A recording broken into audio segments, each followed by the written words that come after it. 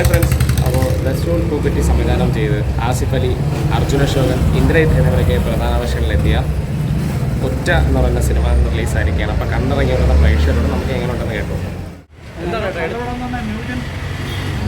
നോക്കണ്ട, എൻ്റെ അഭിപ്രായമാണ്. നമ്മുടെ ഈ പഴയ ക്ലാസിക്കുകളൊക്കെ എടുത്തേക്കും പോലെയാണോ അത്?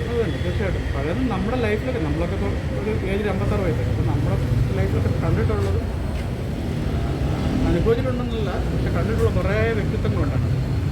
പെർഫോമൻസ് ഒക്കെ എങ്ങനെ ഉണ്ടായിരുന്നു? നന്നായിരിക്കും, നല്ല casting. Very good film, excellent വർക്കാണ്, ഔട്ട്സ്റ്റാൻഡിങ് പെർഫോമൻസ് ആണ്, വളരെ നന്നായിട്ട്. ഇങ്ങനെയുണ്ടായിരുന്നു പെർഫോമൻസ് സൈസൊക്കെ ആരൊക്കെയാണ് നന്നായിട്ട് ആസ്വദിക്കുക? സ്റ്റോറി ഇല്ല, നല്ലൊരു വിഷയത്തെ പ്രത്യേകിച്ച് 2-3 തലമുറകളുടെ ട്രാൻസ്ലേഷൻ കൺവേ ചെയ്യുന്നത് പവർഫുള്ളായിട്ടുള്ള പ്രൊസീജിയർ വളരെ നന്നായിട്ട് ചെയ്യാൻ. ഇവിടെ ആദ്യത്തെ ഒരു ഡയറക്ഷൻ ഇല്ല, ഇപ്പോൾ എത്രത്തോളം പവർഫുള്ളി ഔട്ട്സ്റ്റാൻഡിങ്.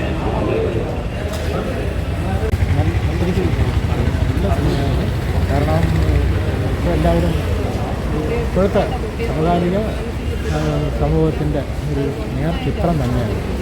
അത് കലാപരമായിട്ട് അവതരിപ്പിച്ചു എന്നുള്ളതാണ്.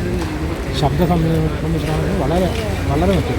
അതുപോലെ മ്യൂസിക്, അതും ഒരു കലയെ ആസ്വദിക്കാൻ തന്നെ കലാപരമായ ഒരു സിനിമ ആസ്വദിക്കുന്നതായിട്ടാണ്. അഭിനയം പെർഫോമൻസ് ഒക്കെ എങ്ങനെ? പെർഫോമൻസും ഒന്നിനൊന്നും മെച്ചമാണ്. ഇന്ദ്രജിത്തിൻ്റെ, ആസിഫ് അലിയുടെ, അശോകൻ്റെ, അർജുന അശോകൻ,